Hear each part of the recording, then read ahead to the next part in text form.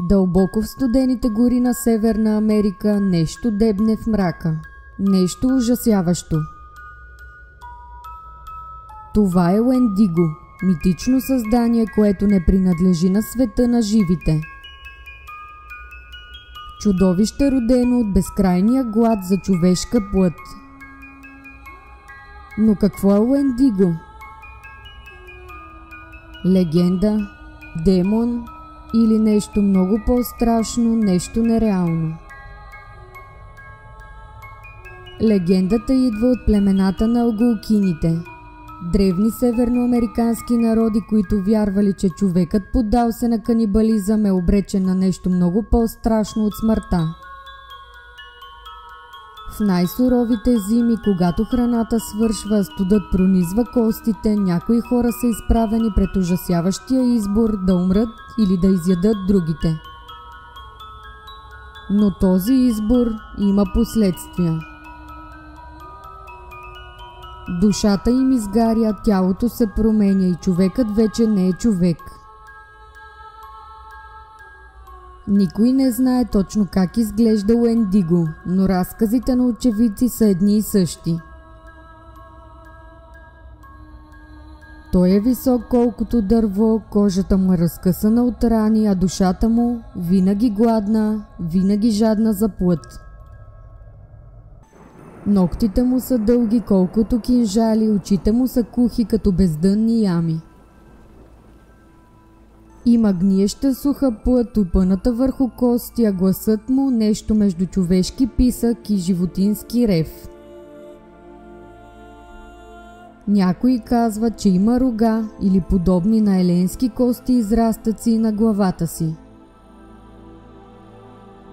Но истинският ужас не е външният му вид, а ненаситният му глад. Уендиго никога не се насища, независимо колко яде. Той е символ на алчността и разрушителната сила на човешката природа. През годините има много истории за срещи с Уендиго.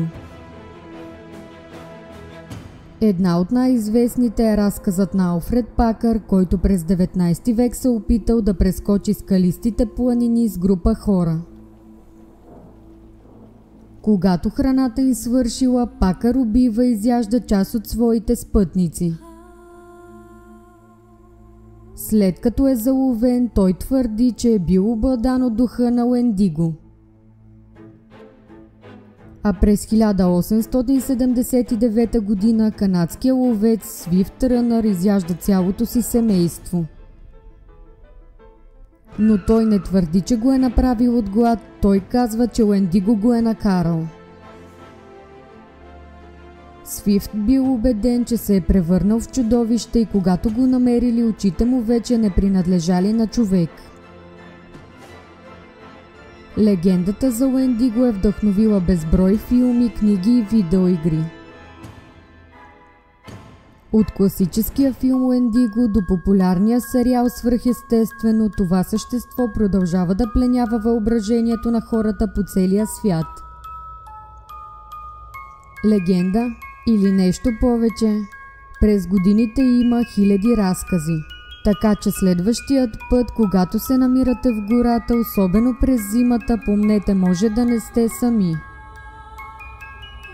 Уендиго може да е само легенда, но посланието му е реално. Алчността и ненаситността могат да превърнат всеки от нас в чудовище. Благодарим ви, че останахте до края на видеото.